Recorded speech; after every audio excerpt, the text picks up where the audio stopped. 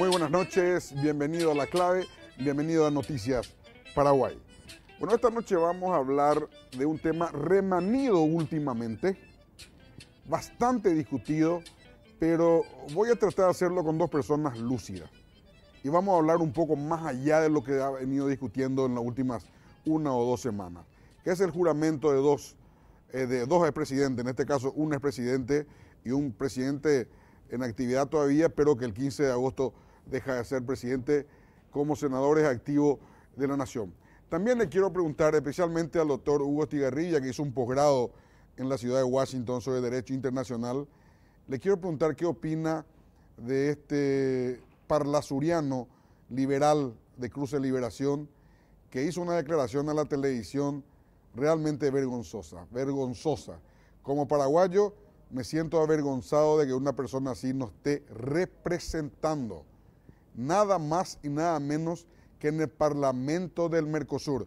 Creo que tenemos Jessica, a ver el video donde vamos a ver cómo esta persona... ¿Cuáles son los principales desafíos en asumir como parlamentario del Mercosur?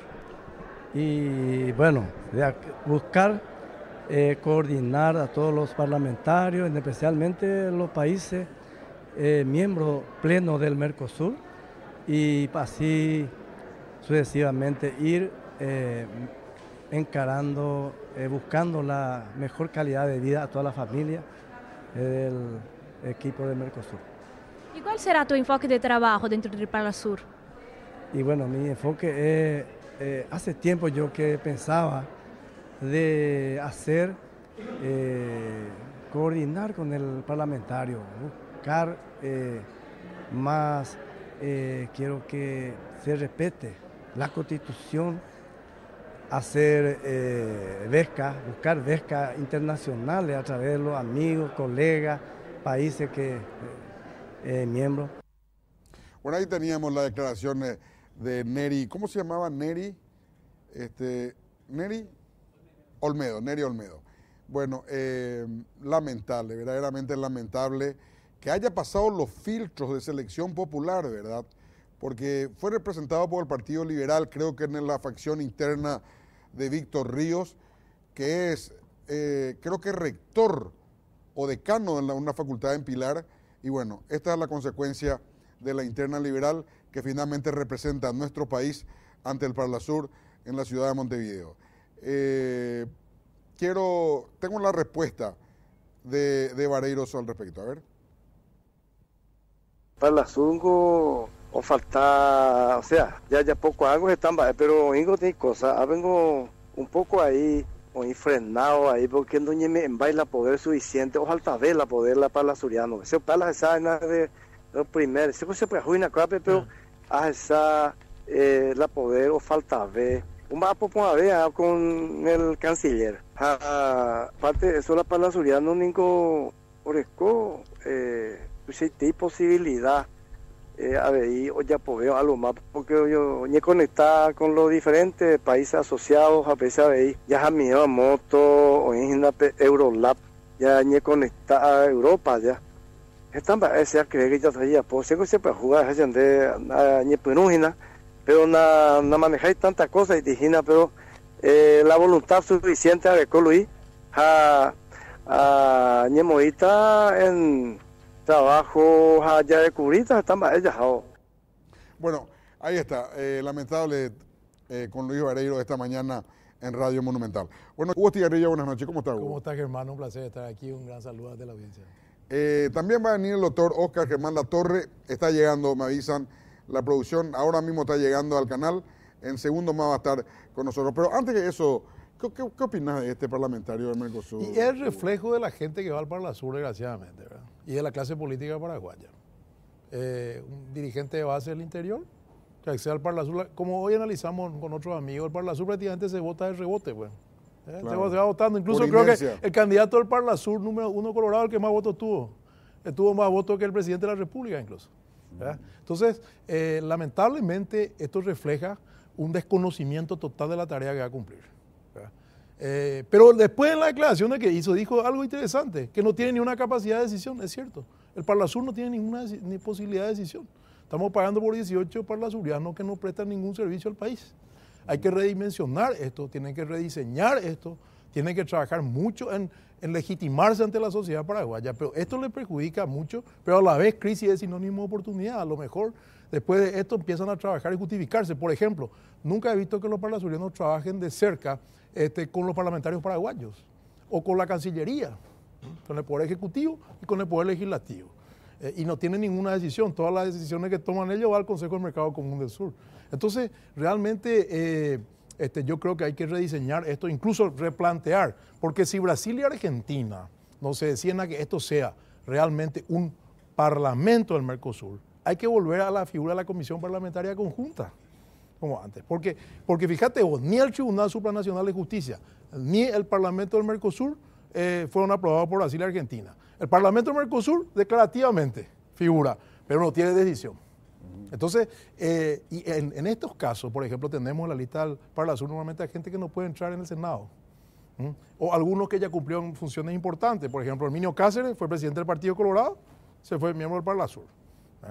Papito Viejo fue vicepresidente de la República, se fue miembro del Parlasur. Los que no pudieron ser senadores y diputados, y lo más grave, últimamente, aquellos que tienen problemas de indicios de asuntos penales, o a ser indiciados incluso para salvar imputaciones penales, o van a la lista del Parlasur y son parlasurianos, se acogen a los fueros y después arreglan sus pleitos, como ha pasado. Pero yo me pregunto nomás, Hugo, pensando en Mario Paz Castañ, que era primer candidato al Parlasur del partido Patria Querida, por el cual yo voté personalmente, comparando con este señor de Cruz de Liberación. Bueno, hay mucha diferencia. Me dijeron que tuvo 76.000 votos, Mario. Es una pérdida para el país que Mario no sea miembro del Parlasur. Haciendo tradición de que no es mi partido, una persona muy capaz, fue asesor mucho tiempo en el tema de relaciones exteriores, en el Senado cumplió un gran papel en su momento en esa área y conoce mucho el Parlasur.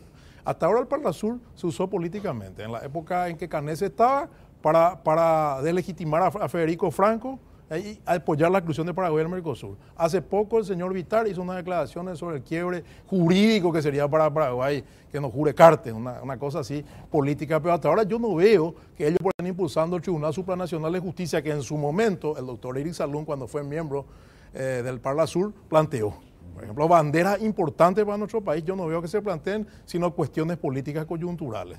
¿Por qué? Porque necesitan tener cierta vigencia con los sectores políticos que están acá y llevan los líos domésticos acá afuera, en vez de buscar que lo de afuera venga a ayudarnos internamente. Claro, la única forma que el Mercosur tendrá algún sentido es si los 4 miembros, o 5 con Venezuela, que está suspendido ahora, sean iguales ante las decisiones que se tomen. Y la única forma que sean iguales es con un tribunal supranacional, no hay otra forma.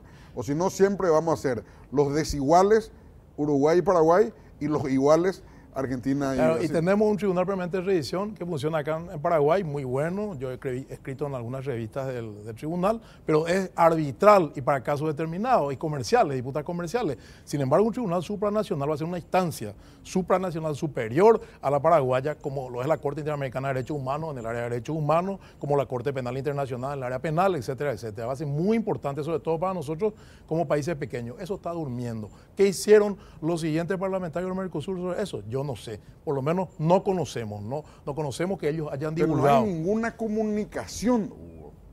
Nadie comunicó, ni ellos, ni una acción comunicativa de lo que hicieron. Claro, entonces, además, me contaron que hay 50 funcionarios del Parlasur que trabajan acá, en el Cabildo. ¿Qué hacen? ¿Cuáles son sus funciones? ¿Qué hacen los parlasurianos cuando están acá? Se van a Montevideo una vez al mes. Me contaron que no alcanzan las 10 reuniones establecidas en el tratado y en el protocolo Europreto. 10 reuniones anuales que tienen que tener. Entonces acá hay mucho que justificar, pues estamos gastando $5 millones o más en esta estructura que no nos sirve como país. Esto es un dispendio de dinero innecesario. Se habla mucho de los PIN, se habla mucho de otras cosas, pero este es un asunto de realmente gastar dinero público en algo que no nos sirve para nada. Y lo digo con mucho afecto y respeto. Hay algunos amigos parlasurianos y amigas que están ahí, gente buena, ¿verdad? Pero no es el problema con ellos, el problema es con la figura. Pero sí te digo también, no tenemos gestión hasta ahora. Yo no veo gestión como la que te conté, una concreta que sé de un colega que ha presentado un proyecto importante y que está congelado. ¿Qué otras gestiones se han hecho? Más que acciones políticas determinadas. ¿Acaso hicieron algo los Parlasurianos, los miembros del Parlasur, cuando los funcionarios paraguayos fueron echados de Mendoza, Argentina, cuando nos aislaron del Mercosur? ¿Hicieron algo ellos? No, yo no sé. Nada. ¿Qué se hizo en aquel despojo ilegítimo del derecho internacional a Paraguay cuando se le sacó del Mercosur sin cumplir las normas del tratado? ¿Qué hicieron? Te cuento una cosa, Hugo, hablando más del tema del Parlasur siempre. Venezuela, estando suspendida, los parlasurianos venezolanos seguían viniendo al Parlasur. Así es. Y me decían los amigos que estaban ahí en el Parlasur, me decían, no le podemos sacar, ¿cómo le va a prohibir la entrada? Le va a poner un matón en la puerta que le diga, usted no puede entrar, como quiso violentar una vez en una reunión, en una cumbre del Mercosur, la canciller venezolana. Sí. Violentó, atropelló la guardia directamente. Bueno, esta gente que estaba suspendida, sus parlamentarios del Mercosur seguían viniendo al Mercosur. Así es. Después, por ejemplo, cuando se planteó el ingreso de Venezuela al Mercosur, ¿qué hicieron los miembros del Parlasur con respecto a todas las violaciones a la cláusula democrática del protocolo de Ushuaia de parte de Venezuela? ¿Denunciaron eso alguna vez? ¿Hablaron de eso? Hay un trabajo entre ellos y la Cancillería, repito, fundamental, ¿verdad? No hay. Hay un trabajo de armonización legislativa, como dice, que deben hacer ellos, porque esa sí es una facultad que ellos tienen, de coordinación y de relaciones. No hay. Hay pedido de informe a organismos que refieren a temas internacionales, que están dentro de sus atribuciones, dentro de los 180 días le tienen que informar. No sabemos. Nada de esto no sabemos. Así que yo espero que los parlamentarios del Mercosur que entraron ahora reviertan esta situación, porque este video, sobre todo para nuestro parlamento, para los surianos paraguayos, es realmente un video que refleja que no están sabiendo ni siquiera lo que van a hacer. Entonces, hay gente interesante que ha ingresado a las listas, que hoy ha jurado al Parlasur, incluso decano de la Facultad de Derecho, como Maru Crichino, decana de la Facultad de Derecho de una universidad, ¿verdad? La doctora Di Jiménez, abogada pasillera, conocida, ¿verdad? Creo que fue concejal de Itá, ¿verdad? O sea, hay gente que ha entrado ahora que espero que esté a la altura de las circunstancias y haga algo para que se justifique este dispendio de dinero. Y por otro lado, Argentina recién en el 2015 designó su parlamentario del Mercosur, porque según el tratado desde 2020 todos tienen que designar. Brasil y Uruguay nunca designaron, siguen funcionando con sus parlamentarios de sus respectivos parlamentos, como si fuera comisión parlamentaria conjunta. Y el Parlamento del Mercosur se llama Parlamento del Mercosur, pero no decide nada. Entonces es como un cuerpo sin brazos, no puede hacer nada. Entonces, mientras sea así, nosotros como país tenemos que plantearnos, incluso una propuesta un poco desafiante para el nuevo canciller y el presidente electo, si nos conviene que siga funcionando un organismo así, y modificar el tratado, y que se deje sin efecto y vuelva a ser comisión parlamentaria conjunta, y que también se propenda al Tribunal Supranacional de Justicia desde la esfera del Poder Ejecutivo que maneja relaciones internacionales, ya que los parlasurianos aparentemente no tienen fuerza o no tuvieron decisión al respecto. O tienen el discernimiento que tiene este señor de Cruz de Liberación. Oscar Germán Latorre, ¿cómo está? Buenas noches. ¿Qué tal, Germán? Encantado de estar aquí. ¿Cómo estás, Oscar? ¿Cómo estás, Germán? ¿Cómo estás? Igual.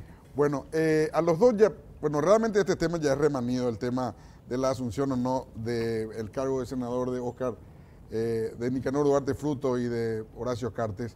Pero yo les quiero preguntar con lo que ocurrió hasta ahora, acaba de ocurrir el sábado, ¿cómo sigue hasta ahora? ¿Cómo sigue la historia hasta ahora, doctor? ¿Qué puede ocurrir o qué va a ocurrir?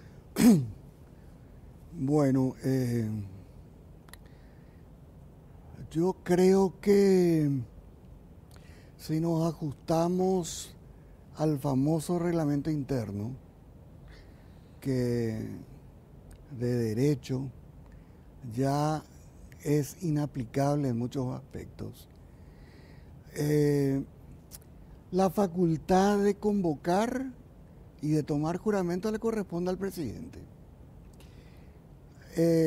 Inicialmente Lugo sacó la resolución convocando a los senadores electos y proclamados por la justicia electoral, que en realidad era la decisión correcta, porque ningún parlamentario, incluyendo el presidente del Congreso o el presidente de la Cámara de Senadores, en este caso, tiene la potestad de alterar esa lista que remite el Tribunal Electoral a cada Cámara para el juramento de rigor. Se habla mucho, se dijo de todo, pero aparentemente la gente no ha puesto énfasis en un tema que me parece importante. La resolución del Tribunal Superior de Justicia Electoral que designa una presión que integra la nómina de senadores electos y proclamados, no fue objetada por ningún movimiento, por ningún partido. Y de repente uno escucha que la justicia electoral es corrupta, que la Corte está sometida, y sin embargo estamos hablando de ejecutar una resolución de la justicia electoral que está consentida por todos. O sea, acá hay una cuestión de embarrar innecesariamente la cancha. ¿Y cómo se resuelve el tema? Porque se estuvo diciendo que definitivamente las dos personas que prestaron juramento con la convocatoria de último momento del presidente del Senado ya están incorporados definitivamente al cuerpo colegiado y solo podrían ser removidos del cargo en virtud del artículo 201 de la Constitución. Ahora, ¿Lugo tenía potestad de hacer lo que hizo? Yo creo que no, porque con lo que hizo quebrantó el principio de división de poderes. Como vos sabés, por suerte los tres somos abogados, nuestra Constitución establece que el gobierno es ejercido por tres poderes y a esos tres poderes se les otorga funciones específicas. A la justicia electoral, organizar todo lo relativo a elecciones y a tomar decisiones con respecto al derecho de los titulares cuando hayan conflictos, como en este caso se podría dar, ¿verdad? A la Corte le corresponde interpretar, cumplir y hacer cumplir la Constitución y las leyes. Y el caso específico del Congreso, que algunos invocan como la suficiente potestad del presidente, presidente del Senado o del colegiado completo, para no acatar el fallo de la justicia electoral sobre pretexto de que ellos tienen el deber de velar por la Constitución. En realidad el deber existe, pero ¿cómo se cumple esa función? No se cumple usurpando una función jurisdiccional que le corresponde exclusivamente a otro poder del Estado. Se vela por el respeto a la Constitución, observando la Constitución en los procesos de sanción de las leyes, aprobación de los proyectos, y cuando en el caso del presidente de la República, de los ministros de Corte o de algunas autoridades importantes que no cumplen la Constitución, que han cumplido deficientemente sus funciones, o peor aún, han cometido delito, la Constitución prevé la figura del juicio político. Ahora, Hugo, ya ocurrió lo que ocurrió.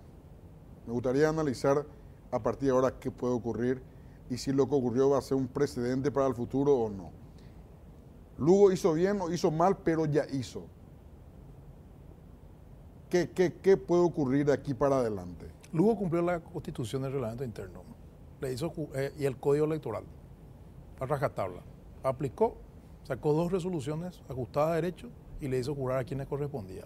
Artículo 10 del reglamento interno de la Cámara de Senadores, artículo 161 del Código Electoral, en concordancia con el 190 que habilita el reglamento interno y el 202 velar por la Constitución. Ahora, Artículo Hugo, 41. Tiene interrumpido este. El artículo 10 del reglamento interno es del año 1968. No importa. Con la justicia electoral, temas electorales, solamente la justicia electoral. Justamente, yo te quiero contar, estás hablando con una persona que fue presidente de la Comisión de Reforma al Reglamento Interno, que entregó su dictamen con el proyecto completo a fines de diciembre del 2012. Este reglamento interno, si viene de 1968, tiene modificaciones, adiciones y supresiones en base a la Constitución de 1992. Justamente a cada legislador se le entrega un libro donde está la Constitución y el reglamento interno con todas las resoluciones modificatorias del reglamento interno que hacen el reglamento interno, y en este artículo no ha sido modificado, por lo tanto está vigente. Es cierto, es mejor un nuevo reglamento que contemple todo lo que está en la Constitución del 92 y no pequeñas supresiones, no pequeños parches, ¿verdad? Todo lo que no fue modificado ya está oficializado. Exactamente, porque hay un cuerpo, lástima que justo no pude traer el librito hoy, pues lo tenía en otro lado. Santo librito. Al reglamento interno se le agregan resoluciones que hacen al cuerpo. Un trabajo muy bueno que se le entrega a cada parlamentario cuando empieza el periodo. Ahora se entregó en 2013, a nosotros se nos entregó en el 2008. Está vigente, pero también está vigente el Código Electoral aparte, ¿verdad? Y el artículo 190, y es facultad. ¿Cuál es el único momento en que el presidente del Senado solo toma juramento? Cuando está saliendo de su cargo y están entrando los 44. Entonces, es válido. ¿Qué pasa ahora? Es más, solamente el Pleno tiene que tomar una decisión sobre lo que hizo Lugo. Y el Pleno no puede anular. ¿Por qué no puede anular? Primero, pues no tiene facultad para hacerlo. Segundo, porque la señora Mirta Usinski, en este caso, que es la que se discute, Mirta Usinski, no Rodolfo Friedman, después del 15 vamos a discutir lo de Rodolfo Friedman, ¿verdad? La señora Mirta Usinski estuvo en la sesión con ellos, votó con ellos y ellos les legitimaron. No pueden ellos anular, aunque tengan el famoso Estatuto 23, o la famosa Ley 23 que le llama Jorge Seal, de los 23, no pueden anular lo que ella hizo. Y en el caso de Friedman, sí. Tampoco, en ninguno de los dos casos. Los dos casos están legitimados. Ahora, si ellos, si ellos le destituyeran por la vía de la pérdida de la investidura del 201, tiene que haber causal. No hay. La señora Usinski no uso indebido de influencia, ni fue pillada infragante y cometiendo delito, ¿verdad? No pueden destituirla por eso. Y si la destituyeran, ¿quién asume? El suplente, porque ya fue incorporada de conformidad al artículo 5º. Enrique Riera asume, ya no asume Nicanor. Nicanor tiene que asumir como senador vitalicio. ¿Por qué cuando el Partido Blanco perdió su senador, asumió Pedro Pablo Velar, que era el que le seguía en la lista, y no el suplente? Desconozco, fue un error. Fue un error. Pero así se hizo, ¿recordás eso? Sí, reconozco. Conozco, pero fue un error. El Partido Blanco perdió porque se había computado los votos blancos y asumió Pedro Pablo Velar. Y fue un error. Fue un error de esa presidencia del Senado en su momento. Es más, te voy a contar y voy a recordar. González Quintana intentó hacerle jurar como presidente del Senado al señor Duarte Frutos y finalmente no se animó, porque se tenía que hacer ante el Pleno. Porque si González Quintana, como presidente saliente, tomaba juramento, ahí sí era válido, al salir. Pero no una vez que entra al nuevo cuerpo legislativo, ya tiene que tomarle el cuerpo legislativo. Por eso se aplica el famoso Estatuto 23. Y si se mantienen los 26 votos, bueno, 26 no, porque ahí está la propia Mirta Usinski, ¿verdad? Claro. Pero restándole Usinski y Friedman, que tienen un interés directo, si el resto de los 24 se mantienen, ¿puede asumir o no? Y ahí se aplica el famoso, te digo, el Estatuto 23. La mayoría decide lo que sea. Pero si se decía con Mirta Usinski que si se anula, quiere decir que no existió el acto, se declaró nulo, ahí tiene que asumir el número 20, el siguiente titular, y no Nicanor. ¿Por qué? Porque Nicanor, según la resolución 61 del 28 de agosto del 2008, tiene la renuncia rechazada como senador vitalicio. Le fue notificado al señor Duarte Frutos, él nunca apeló ni hizo nada. En el 2013 él presenta otra una renuncia, dice no fue tratada. ¿Para qué presenta la renuncia si se rechazó? Ya es un hecho consumado.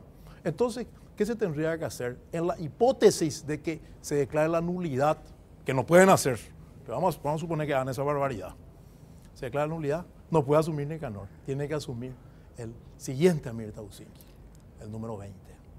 ¿Verdad? Porque ahí se tiene como no incorporada, si se anula. Si se anula. Si se le hace preinvestidura, 2 barbaridades, pero vamos a suponer que hagan esa barbaridad con esa mayoría, como hicieron esa barbaridad que le hicieron presidir a Julio Velázquez, así de la nada, aquella vez la enmienda.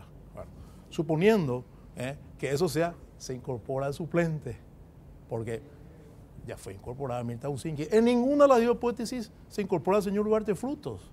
¿Por qué? Porque él ya tiene que ser senador vitalicio, por la Constitución y por el Senado, resoluciones firmes ejecutoriadas. ¿Qué pasa si Carter le acepta el juramento le convoca, ¿cómo se llama? Porque así como están las cosas, Hugo, aparentemente es como que el presidente del Senado, Beto Velar, le convoca a Horacio Cartes. Hay 23 votos y Horacio Cartes asume la senaduría. Lo que pasa es que ahí hay otro problema. Hay otro problema. Juró Friedman. ¿Y por eso qué? Y bueno, juró Friedman. Y al haber jurado Friedman, no le puede convocar. Ahí también se aplica el criterio del Senado de la resolución 61. Cartes es senador vitalicio, al igual que lo fue Nicanor. Por eso es que la suerte de los dos formaba una especie de litis consorcio. El famoso, ¿de dónde viene el nombre de consorcio? De sorcio, la palabra latín que significa suerte, la misma suerte. Entonces, por eso lo de Nicanor era un precedente importante para el sector cartista. Y por eso han apoyado. Porque si juraba Nicanor, después del 15 de agosto también tenía que jurar Cartes con el mismo criterio.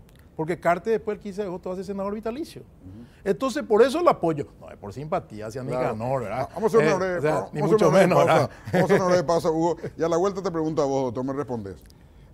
Hay una posibilidad de diseñarme a vos y decirme a vos en qué escenario podrían asumir Cartes y Nicanor. Que están en el mismo barco. Que están en el mismo barco. En este momento ya están en el mismo barco. Pausa y volvemos. Torres, ¿qué puede pasar? ¿Qué puede pasar para que finalmente Horacio Cartes y Nicanor Duarte Frutos juren como senador?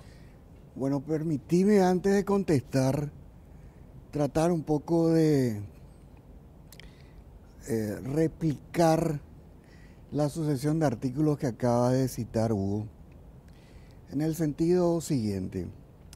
El artículo 161 del Código Electoral prevé de que en caso de muerte, renuncia o inhabilidad, ¿verdad?, de algún senador o diputado electo, entonces en ese caso, antes del juramento, se convoca al siguiente en la lista, ¿verdad?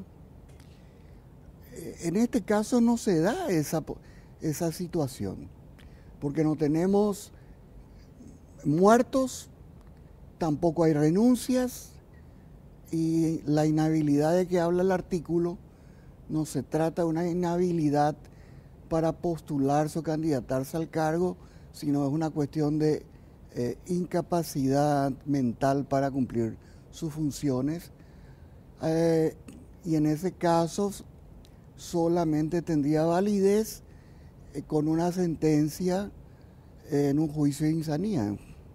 Nada de eso existe.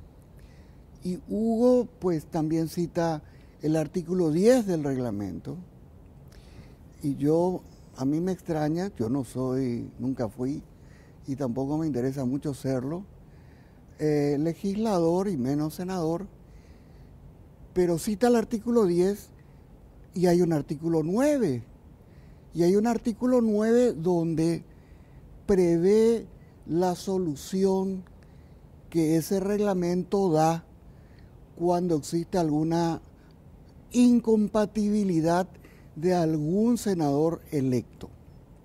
Y en ese caso, el artículo 9 dice que el senador deberá prestar juramento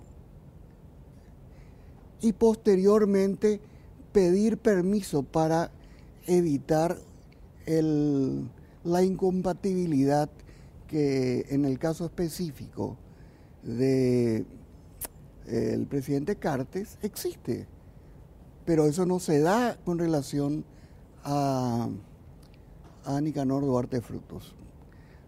Y lo otro, pues, creo que está un argumento bastante gastado ya, lo del artículo 189, que en las disposiciones, si alguien duda de lo que es ese cargo meramente honorífico, en el artículo 1 de disposiciones finales y transitorias se establece claramente que el cargo es un beneficio para los expresidentes. Y acá hay una ridiculez que rompe toda nuestra lógica, ¿verdad?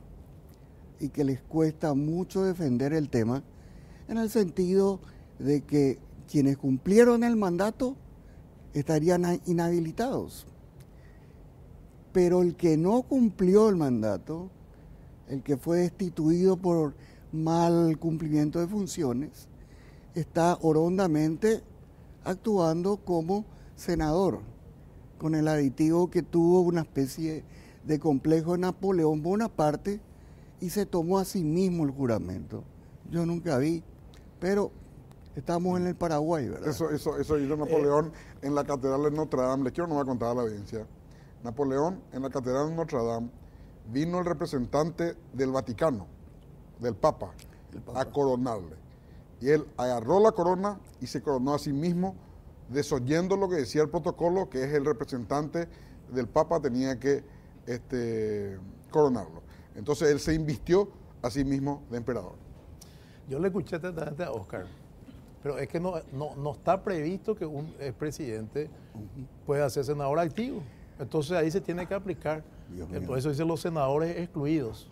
Pero entonces Hugo, eso dice el artículo. Hugo, pero ahora, me sorprende. me permití, yo No, te no, no, escuché, pero yo te puedo pedir, durante horas. yo te escuché, Ni vos me escuchaste, ¿me Pero- permití desarrollar o no? Porque si me vas yo a te interrumpir, consulto- entonces yo te voy a interrumpir cuando No, hablas. yo te voy a hacer una pregunta, no. No me hagas preguntas. En la Acá yo co- tengo que contestar lo que vos dijiste. Vos me replicaste y ahora yo tengo que contestarte. Bueno. El artículo 10 tiene que aplicarse. Y el Tiene que artículo- aplicarse porque hay una y el incompatibilidad artículo 9 no. notoria. También está aplicado el artículo 10 y el artículo 5. Está aplicado y el artículo claramente. 9, Entonces, Hugo. y el artículo 9 no hay necesidad de aplicar porque no se da el caso. ¿Cómo que no se va a dar el caso? No, señor, porque el artículo Pero, y otra cosa que invocan por el Dios, artículo 14 el artículo- de disposiciones transitorias de la El Constitución. artículo 9 es el que precisamente contempla la situación en la que hoy estamos. El artículo 10 hace relación Los senadores excluidos. a ¿Qué excluidos. hizo Lugo? ¿Qué hizo Lugo? Lugo lo Definitivamente. excluyó, pero ¿por qué lo excluye? Aplicando el reglamento interno. ¿Por qué lo excluye? Porque uno es senador vitalicio y tiene la incompatibilidad y el otro es presidente y tiene la incompatibilidad. Pero Lugo no tiene se ajustó. la Es más, te voy a potestad. decir más. Por te voy a decir Dios, más. Hugo. Lugo cuando juró, si bien nunca se hizo que el propio presidente del Senado jure ahí, aplicó el reglamento interno. Sí juramos. Es cierto, no es usual, no es de protocolo, pero no es ilegal. Pero es napoleónico. No es legal. Está bien, es cierto, puede ser napoleónico, pero no es ilegal. Es legal, ¿por qué? Porque su atribución es tomar juramento a los senadores entrantes y él es un senador entrante. Ahora, que no se haya hecho antes y que él no jure y jura ante el vicepresidente primero es diferente. Y fue, de alguna manera, una jugada política legal en la cual le madrugó. Y le madrugó a viejos genios de la política de la Cámara de Senadores hace rato que estaban pescando, que él no Ahora, ya jure. fue la última, Hugo, la pregunta que les hago a los dos. ¿Ya fue la última madrugada o puede haber otra madrugada más? Y hay que ver, te digo, el estatuto 23 o el artículo 23, que es la mayoría, puede hacer barbaridades como hizo con la enmienda. Pero cuidado, se inicia un nuevo periodo gubernamental. Beto Velar pidió disculpas por el famoso trato a Apuá que hizo aquella vez. Él pidió disculpas, dijo que va a hacer bien los deberes, que él no quiere hacer trato curé, le escuché en la radio, o que otro hizo trato curé. Beto está dispuesto a no hacer macanas. Y si Beto hace macanas, va a hacer una renovación del famoso trato a Apuá. Entonces, el caso de Beto ya sería una reincidencia. Y yo creo que Beto no va a ser, lo conozco como un exponente de la joven generación colorada, si bien no coincido con él en el tema del desbloqueo de Lita Sábana, en el tema de financiamiento de partidos políticos, en otros temas, hace una política muy ortodoxa para ser un político tan joven, pero yo creo que Beto no va a cometer esa barrabasada. Pues lo conozco. Y por otro lado, meterle al Senado en ese berenjenal, yo creo que va a complicar la gobernabilidad de su líder, Marito, que llegó a la presidencia. Hugo, te agradezco mucho, pero tenemos un caso de secuestro, una información. Oscar, muchas gracias también. Lastimoso, esto tendría que ser más largo, pero... Quiero hacer una observación. Sí. No escuché la réplica.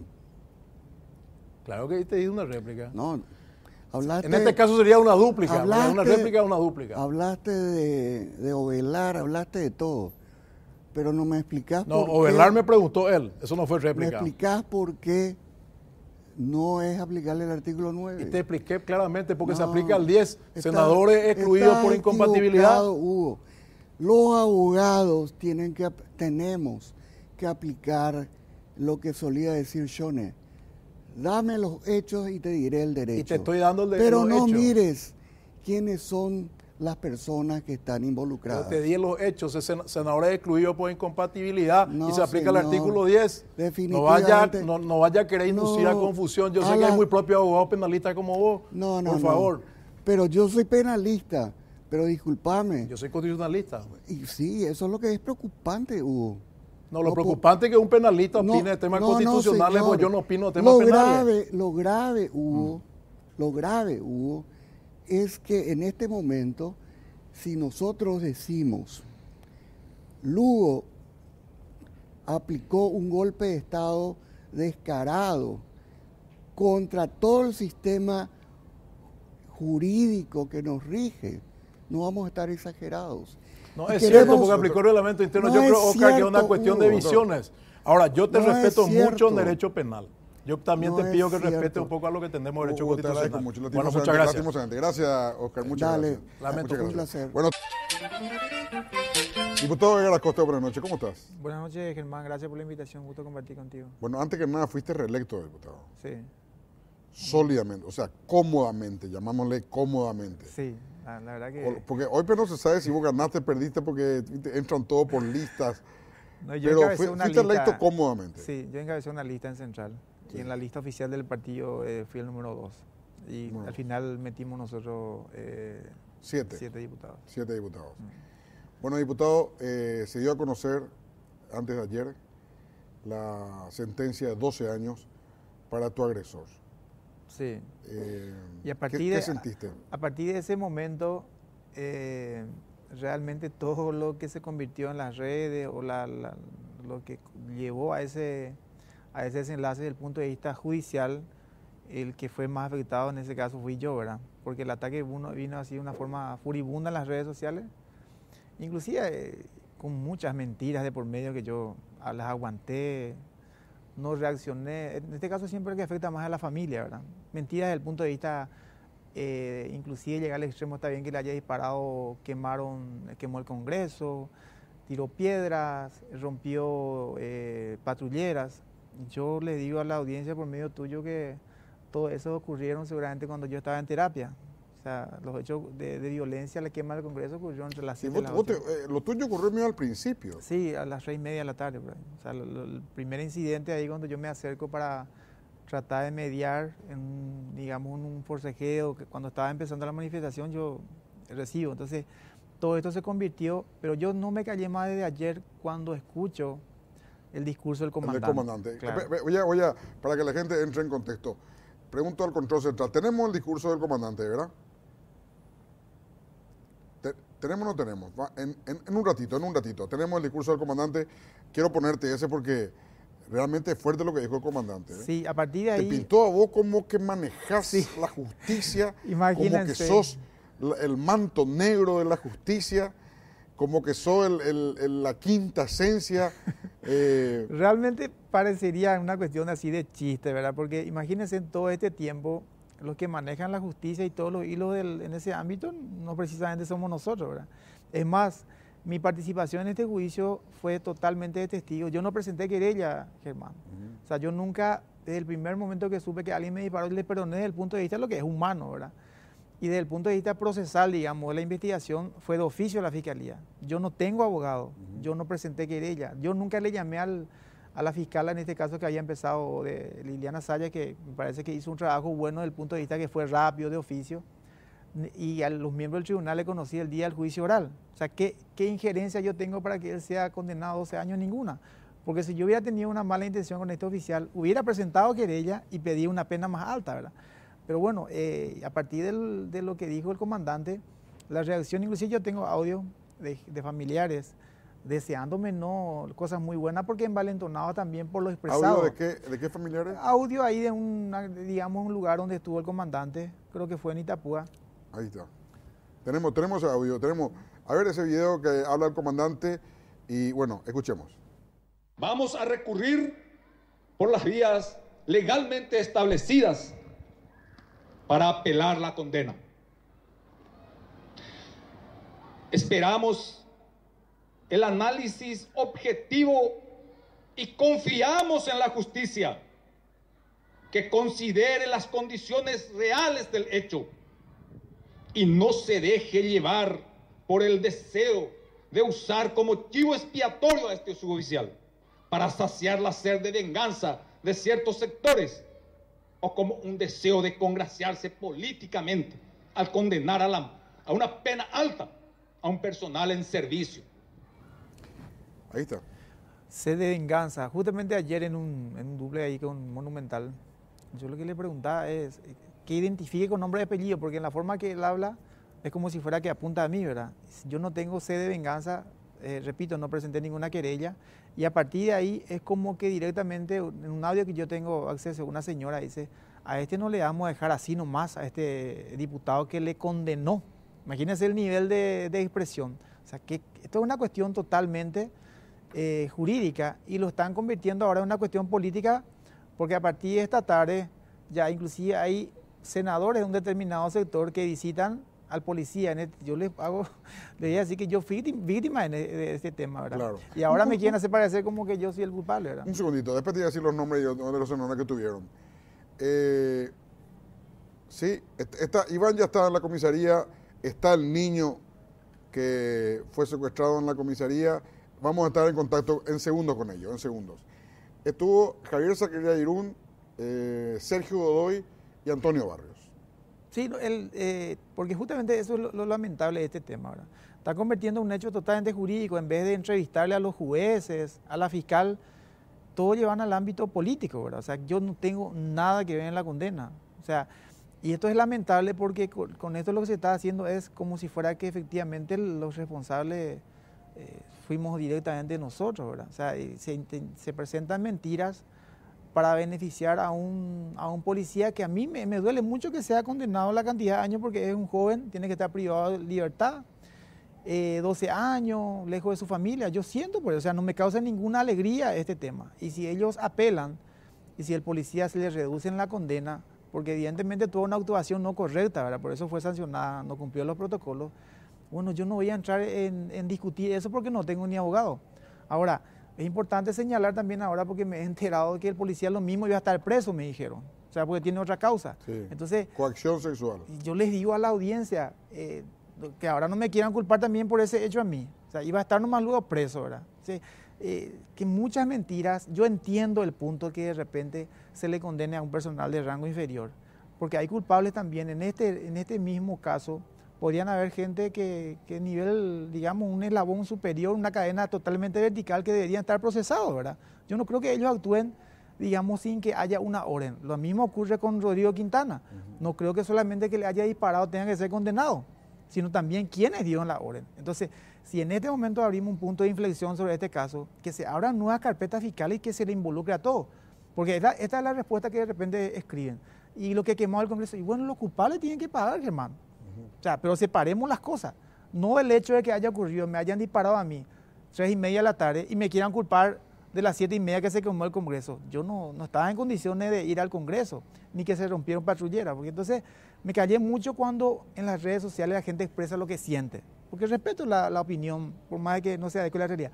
Pero cuando habla el comandante, que es una persona evidentemente tiene que ser preparada porque comanda el cuerpo policial, y expresa sus opiniones, él indirectamente me está, digamos, poniendo en el ojo de la tormenta. Acabo de ver un mensaje de un oficial que veo que es oficial, el término que me escribe en el Facebook, ¿verdad? De una manera así directamente porque se envalentonan cuando... ¿Qué dice? Tú ya ibas a algo así, ¿verdad? ¿Tenés para leer? Tengo acá un Arnaldo...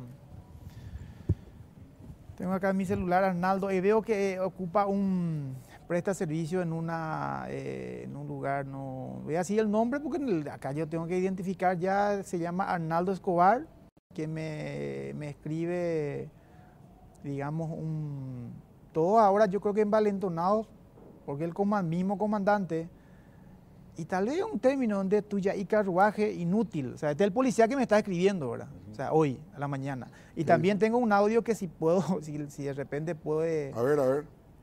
Que escuchar la ciudadanía, ¿verdad? Poné ahí en tu micrófono. Espera que voy a buscar, Germán. Espera que voy a buscar. Ni a un violador ni a un asesino no se le condena así. Y este diputado de mierda, por ser diputado, tiene que condenarle como él quiere. No va a terminar así. Vamos a estar hasta la última consecuencia. Esta es una... ¿Se escuchó bien? Esta una señora que estaba en el auto donde estaba el comandante. El comandante también. Aquí está muy disgustado. Está ayudando mucho con nosotros. O sea, lo que dijo el comandante, y es justamente lo que uno tiene que cuidar, porque a partir de ahora me quiere hacer aparecer a mí como que soy responsable de que se le haya condenado. Y la realidad no es así. Ese es un tema totalmente judicial y siento mucho la condena, pero si cometió una equivocación en el accionar o tiene algún antecedente y va a estar nomás luego preso, no hay que convertirlo esto en política. O sea, me parece que no es correcto lo que hacen los senadores, el mensaje que se envía no es lo que uno espera cuando tenemos que darle independencia al Poder Judicial. Y el mecanismo es la apelación. Y si en la apelación se demuestra que efectivamente la condena es alta y se le reduce, bueno, fantástico, yo no me voy a poner a eso. O sea, no voy a participar. Mi participación en el juicio fue ir al juicio oral el primer día como testigo. Declaré, Germán. Fue muy doloroso el momento porque significa recordar todo, porque tenía que relatar desde el momento del disparo. Y él estaba ahí. Él estaba ahí, es más, yo ni me atiné a mirar. Y fue muy doloroso porque tenía que recordar todas las operaciones, todo el proceso, que en total son 11 operaciones. O sea, todo lo que uno pasa, sufre, lo que sufrió mi familia, y ahora yo tengo que aparecer otra vez como el culpable de eso. Es más, le decía yo a algún familiar del policía que me escribió, ¿verdad? De una forma más respetuosa, le decía... Imagínense si yo tengo animadversión con Benito Sanabria. Esto fue todo trabajo de la policía. Cuando el abogado defensor me pregunta, diputado, ¿usted puede identificar a la persona quién le disparó? Yo digo, no, la verdad, no. Yo no puedo identificar, tenían escudo, tenía casco. O sea, si hubiera tenido una mala intención con hubiera dicho su nombre, ¿verdad? La fiscalía seguramente presentó otros elementos para que se compruebe. Es más, me dicen que en el juicio oral es que el testigo prácticamente clave fue un camarada de él, que dijo que efectivamente el que disparó fue él y que se le entregó el arma fue. O sea, el camarada de él, no Edgar Acosta. Yo solamente hice un relatorio de lo ocurrido. Diputado, si le tenés enfrente al suboficial Sanabria, enfrente, ¿qué le dirías? Yo creo que el suboficial Benito, porque hasta ahora creo que él, según me dijeron que en el juicio sostiene que él no fue, ¿verdad? Yo tuve un enlace con él en una radio monumental, tengo que decir, con la conducción de Víctor Vázquez, donde pudimos hablar en dúplex, digamos. Y él me pidió disculpas ahí, ¿verdad? Entonces pedía disculpas y arregló enseguida, pero yo no fui. Entonces yo le decía, independiente de que fueras vos, yo te disculpé ya hace años. O sea, hace más de un año cuando ocurre el hecho y soy consciente. Me dicen que fue un policía que está imputado. En mi ser nunca hubo sed de venganza. Yo le disculpé. Lo único que me había dicho, recuerdo, me escribió una persona por WhatsApp, me dijo, Edgar, vos tenés que presentar una querella porque en la forma que disparó es realmente, digamos, pudo haber sido mortal, me dice. Y pregunto el tema de la querella y eso, y presentar un abogado y vos entras en el juicio para pedir más pena, más años. Yo le dije, no lo voy a hacer, no en el sentido que no se haga justicia, sino sencillamente yo considero muchas veces a los policías víctimas de un sistema en la forma que, o sea, ¿por qué? Porque yo había recibido unos meses antes Germán denuncia, digamos, del trato inhumano que recibían las fuerzas policiales. Me habían contado el trato inhumano de policías que se fueron a Ciudad del Este cuando hubo atraco de criminales con el tema de una empresa recaudadora, o sea, que protege los caudales. Dice que se fueron 2 días, estuvieron ahí con la misma ropa sin comer. O sea, y cascos azules, gente que está en que el trato es tan inhumano que muchas veces ahora sorprende cuando tanta preocupación hay de comandante. Entonces yo, es como que tengo cariño, es más, yo soy uno de los que defendió el presupuesto para los policías del rubro destinado para que se le pague cuando sufren accidentes en el ejercicio de las funciones. Entonces conozco ese ámbito policial. Y yo dije, no voy a presentar querella a un oficial de rango inferior, se equivocó y bueno, que actúe la justicia así que responde. Y es lo mismo que yo le diría al oficial, yo no le querellé, yo no pedí ninguna condena alta. Entonces cuando el comandante habla de venganza, se tiene que instalar como que directamente yo influencié en la justicia. Y no es así. Y le diría que cuente la verdad en el sentido de qué órdenes recibió en aquel día.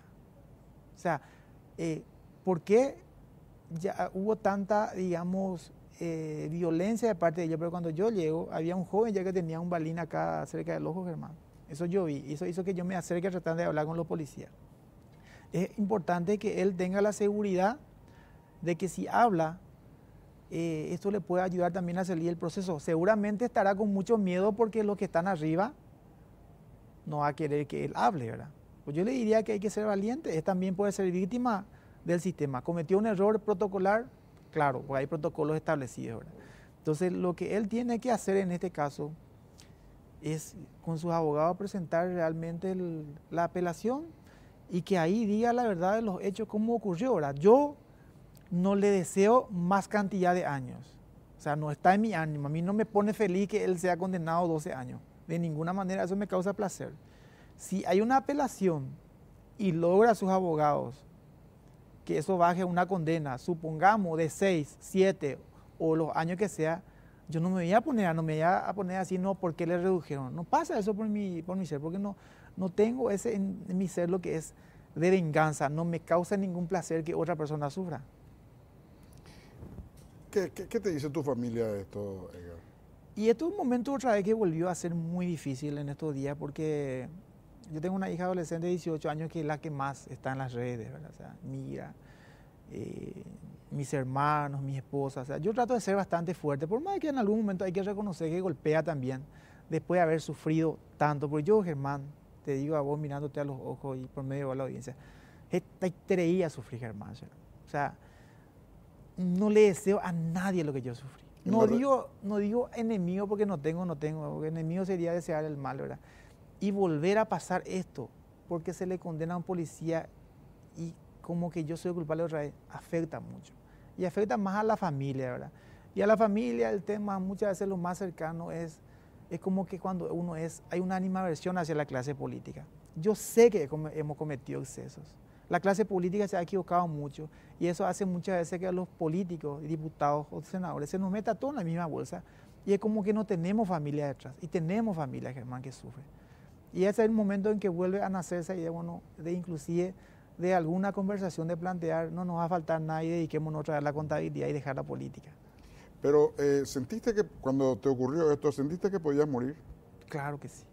O sea, ¿En qué momento? En el momento cuando recibo el disparo, toco mi cara, se caen mis dientes y carne así, porque caían carnes así. Y hay un momento así que es como que se está yendo, no sé cómo explicar a la audiencia, es que recibas un golpe muy fuerte y que te vas noqueando y ahí uno piensa en la familia, ¿verdad? Que es el ser más querido y principalmente uno piensa en los hijos, decir, bueno, hay algo que seguramente a vos como papá y otros nunca nos pasa el decir, ¿qué va a hacer de mi hijo si yo no estoy?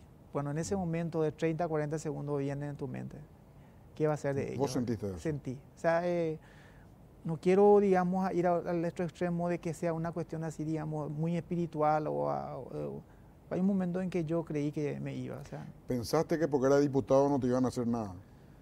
Yo pensé, tenía una decisión y lo dije en la testifical y está en todas mis declaraciones, Germán, y lo vuelvo a ratificar. Yo tenía una intención de acercar me tropiezo por si me reconozcan que era diputado, porque siempre tuve un trato muy cordial con los policías. Y yo veía ahí a Efraín Alegre, que es el presidente de mi partido, no le iban a hacer caso a él. ¿Por qué? Porque él era muy opositor, era, digamos, muy frontal al gobierno en ese momento. Mi intención fue hablar y tuve miedo cuando la gente me pregunta, sí, que tenía miedo porque ya había un joven que tenía un disparo. Por eso yo llevo la mano en alza, ¿verdad? Porque tenía miedo de que me disparan. Entonces cuando me sucede, vino a la mente, y bueno, ¿por qué a mí, verdad? O sea, entonces cuando hablan, inclusive periodísticamente, un periodista me preguntó, ¿no le parece injusto la condena? Si ustedes quemaron el Congreso, usted estuvo en la turba cuando se rompió parabrisas, vuelvo a decir por medio tuyo, sé que el programa se ve mucho. Cuando ocurrieron esos hechos, Germán, yo estaba en terapia intensiva, yo no sabía nada. Entonces, que se aclaren todas las cosas, que se lleguen los culpables, bueno, si hay hechos que aclarar en el tema del quema del Congreso, que se aclare. Pero que no vengan ahora como que yo soy culpable de que la justicia en este caso fue rápido. Porque el comandante que dice en la radio, esto es un caso muy llamativo, porque rápidamente en un año, 4 meses se resuelve y hay casos de 18, 19 años. O sea, yo no tengo la culpa de que en este caso haya sido rápido, yo no tuve ninguna injerencia. Es más, yo creo que deberíamos apostar que los casos se resuelvan rápido. Y en todos los casos, ¿verdad? ¿En tu partido qué te dijeron? No estoy teniendo mucha, digamos, tuvimos mucho el tema de la mesa directiva, todo eso, ¿verdad? No estoy yo. Hoy sí los colegas de mi bancada vieron la solidaridad, ¿verdad? En este caso es más, yo en algún momento inclusive no quería aparecer, digamos, por el Parlamento para evitar más una cuestión muy familiar. Y después dije, no, yo tengo que afrontar como siempre he afrontado mi vida desde mi juventud, de trabajar en la chacra hasta los 20 años, de todo lo que pasé en mi vida, entonces siempre dije, bueno... ¿Vos trabajabas en la chacra? Sí, hasta los 20 años, de los 7 años. Y ahí, ¿En dónde? En Itaguazú, hacia el Hospital Nacional en Itagua. Trabajé en la chacra con orgullo con mi papá que falleció estando yo en Brasil, ¿verdad? Este hecho también me quitó la posibilidad de no compartir más con mis padres porque murió cuando yo estaba allá, que le había afectado mucho. Trabajé en la chacra, es más, una situación que, digamos, con atenuante de que nos mudamos 7 veces también porque no teníamos casa. Pero siempre, inclusive, no era ni nuestra chacra, sino era un vapo ajeno allá. Y estando ahí... ¿Cómo un vapo ajeno? Y cuando vas a trabajar la tierra, pero otros dueños son las tierras. Ah, claro. Entonces, no teníamos ni tierra para trabajar, pero siempre con papá, con mis hermanas, todas hacían ñandutí. Entonces vivíamos eso. Con 18 años yo vine a intentar en la Nacional, la Facultad de Economía. Con muchos decían de un colegio de Itagua sin haber estudiado privado, digamos, ni castellano ni matemática. Me presenté con 300 ingresar, nosotros nos presentamos 1857. Nadie daba por mí, ingresé en la Nacional, me recibí en 6 años y siempre fui muy bien profesional en ese ámbito.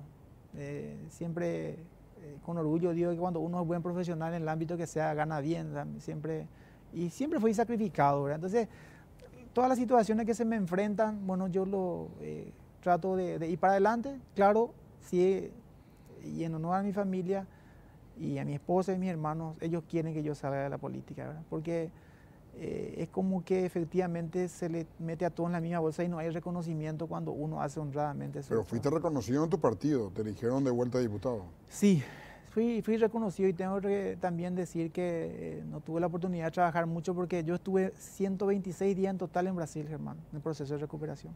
Entonces prácticamente no hice campaña y hubo un reconocimiento que no lo voy a deshonrar, así como hice 5 años de tarea legislativa con proyectos de haber honrado, digamos, la promesa que había hecho no meter a ningún familiar en la función pública, ni mi esposa, ni mis hijos, ni nada.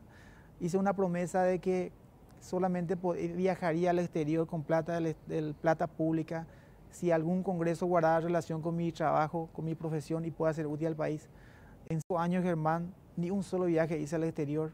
O sea, no voy a satanizar a los que hacen el viaje. Seguramente algunos serán de interés público, ¿verdad? Pero trato de hacer una legislación diferente acorde a los nuevos tiempos, ¿verdad? La ciudadanía espera mucho de nosotros y lo voy a seguir haciendo en este proceso. No hay en mi ánimo decirte ahora mismo el recutú y no. pero voy a tratar de hacer lo mejor posible. ¿Vos en qué parte de los liberales estuviste? ¿Lo que le apoyaban a los cartistas o lo que le apoyaban a los NTT? En esta mesa directiva es lo que le apoyamos en esa negociación previa a los de Añetete, que fue un acuerdo mucho antes. O sea, vos tuviste lo que le hicieron al presidente a Miguel Cuevas. Sí. Porque una parte de tu partido estuvo con los cartistas. Sí. Hay una situación que ocurrió ahí, que nosotros llegamos a un acuerdo cuando veíamos que no íbamos a llegar a la presidencia de la Cámara de Diputados, considerando que ellos son mayoría, tienen 42 colorados, ¿verdad? Hicimos un pacto que se hace en todas partes, que es, llevamos nosotros la vicepresidencia, un miembro del jurado, es la negociación que conseguimos. Después se divide como el partido, hubo un problema en el Senado, en Honor Colorado se retira, entonces como que se reestructuró, pero nosotros habíamos dado nuestra palabra ya. Y ahí viene la gente de Honor Colorado y le ofrece la presidencia a un correligionario, excelente Pastor Vera, que es realmente un excelente parlamentario, y apoyado por el sector llanista. Pues nosotros ya habíamos pactado, habíamos cerrado el acuerdo. Y uno en política también tiene que cumplir su palabra para lograr credibilidad. No puede ser que en el primer año no cumplamos y después nos quedaría 4 años más, ¿verdad? Creemos que se puede hablar con los colegas liberales, con los colegas de la oposición, que hay muy buenos representantes. Estamos hablando del Encuentro Nacional, Pachaquería, y por qué no en el futuro tratar de llegar a la mesa directiva, ¿verdad? Pero hay 2 que estaban con ellos y que después se dieron la vuelta a favor de ustedes. Y eso, Portillo y decime eso es el algo, otro, no me acuerdo el otro. No, es algo que yo particularmente no manejo, ¿verdad? Porque nosotros, primariamente, los negociadores eran los candidatos. Por ejemplo, en este caso, el señor Antonio Busargui y Eusebio Larenga eran los que más estaban en la negociación porque ellos eran candidatos directos, ¿verdad? Y ellos siempre a nosotros nos manifestaban que teníamos 43 votos. O sea, yo no sé quiénes estaban ahí en nuestra lista, ¿verdad? Pero también el otro sector estaba manejando la misma cantidad de votos. Creo que ellos manejaban 42. A la hora de la votación, nosotros tuvimos los 42 votos y el otro sector 38, ¿verdad? Entonces, llegamos, creo que tenemos que hacer siempre le digo a los colegas, Germán, tenemos que adecuarnos a los tiempos, ¿verdad? Y tenemos que hacer una buena legislación, respetando a la ciudadanía. Los tiempos han cambiado, seguramente antes había, digamos, excesos y eso hay que tratar de... Hoy una colega, en este caso la señora Katia González, había presentado un proyecto de derogación del tema de los PINES que cada 5 años se da, ¿verdad? Bueno, yo estoy de acuerdo que de repente hasta innecesario, de repente hay una ley, deroguemos, un presupuesto que llega a 300 millones de guaraníes cada 5 años, ¿verdad? Bueno, deroguemos eso, seamos ejemplo. Pero este es el momento también, y aprovecho la gran audiencia, podemos hacer una gran reingeniería, un acuerdo nacional, y no solamente el Poder Legislativo, sino también incluir el Poder Ejecutivo y Poder Judicial. El Poder Legislativo, que estamos más en el ojo de la tormenta, Germán, maneja menos del 3% del presupuesto general de gasto de la Nación. O sea, tenemos que eliminar los excesos que existen en la Cámara de Diputados, pero aprovechemos para ir a mirar los excesos que hay en Banco Central. Sí, pero esa invitación, diputado, es como que, ya que yo no quiero cambiar, le planteo a 100 que cambiamos. No, porque los 100 es imposible que cambien, entonces yo tampoco voy a cambiar. No, claro, no, pero nosotros empecemos con el tema del PIN, Germán, derogando. O sea, eso es lo que yo te digo, hay que dar señales para que uno tenga autoridad. Es la misma cosa cuando yo cuestiono de repente... Está, por ejemplo, el seguro VIP. Claro, eso, Germán... Eso golpea, y eso ya es mucha plata. Claro, pero te digo, voy a hacer un punto. Te decía yo la tan mala imagen de los parlamentarios, que cuando se plantea hacer algo mejor, ya no cae bien. ¿En qué sentido? Nosotros modificamos el seguro, y sigue siendo un exceso en los 2 periodos, hay que reconocer eso. Pero anteriormente era un periodo nomás, Germán. ¿Qué es un periodo? Y con 5 años se jubilaban los parlamentarios. Y ahora nosotros llevamos a 10. Entonces vamos a suponer ante la opinión pública y sale la ministra Lea Jiménez así de una forma tipo rimbombante diciendo, como que se asusta, ¿verdad? De cómo ella siendo ministra no sabía lo que ocurría, que era 5 años nomás. Entonces, tratamos de mejorar en algo que sigue siendo insuficiente y lo mismo nos golpea a la ciudadanía porque está indignada ya. Con 5 años se jubilaban los parlamentarios. Nosotros ahora llevamos a 10. Vamos a suponer que ahora Cartes o Marito vete. Yo le recomiendo al presidente que no vete, porque si veta va a volver otra vez a lo más injusto. No, pero aparentemente el plan es que vete y tener una iniciativa popular de redes sociales y de instaurar el debate a que ustedes ya se vean obligados a llevar por lo menos a 15. No, claro, no hay ningún problema, Germán. Y me parece, si tenemos que ir mejorando justamente para tener autoridad moral, para justamente controlar, porque nosotros también, aparte de legislar, controlamos el presupuesto. Entonces vamos a tener autoridad moral. Pero yo te decía, cuando se quiere mejorar, ya por la falta de credibilidad, ya nadie mira eso, ¿verdad? Porque eso ya es un problema de comunicación, diputado. Problema de comunicación también, porque se instaló, yo recuerdo... No, no es también, es luego.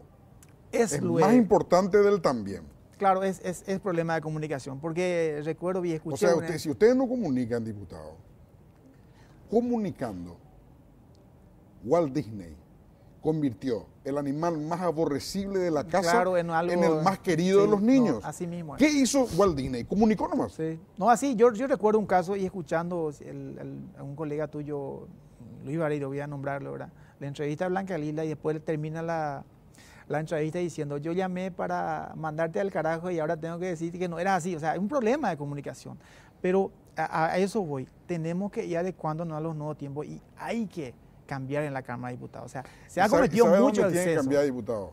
¿Cuánto gasta la Cámara de Diputados? Vos estás hace 5 años, así que ya sabes manejar los números, por lo menos en grande. ¿Cuánto gasta la Cámara de Diputados en comunicación?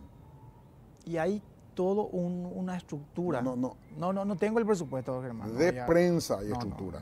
Hay una de prensa. De prensa. No, es lo mismo prensa que comunicación. Comunicación que saber comunicar, claro. Pues te digo nomás la estructura que tenemos. Pero ¿cuánto gastan? No tengo acá el monto, ¿verdad? Bueno, entonces no tenés. O sea, no tengo acá entonces, a falta de... Hay pero carencia de. Claro, entiendo. Demasiado fácil. Claro. Hay que mejorar la comunicación. Decía en el tema relacionado a señales que uno tenemos que dar con relación también a otros temas, ¿verdad? El seguro, los familiares que antes metían los colegas, ¿verdad? O sea, uno tiene el poder supremo y lo mismo trae. Bueno, y eso hay que ir adecuando. En mi caso no hice, y seguramente los parlamentarios que entran ahora, que son 50 nuevos de los 80, también tienen que adecuarse a los nuevos tiempos, ¿verdad? Diputado, tenemos que terminar lastimosamente, pero te voy a dar una clave nomás. Ustedes tienen que hacer un inventario de las buenas informaciones que pueden hacer y preparar un plan.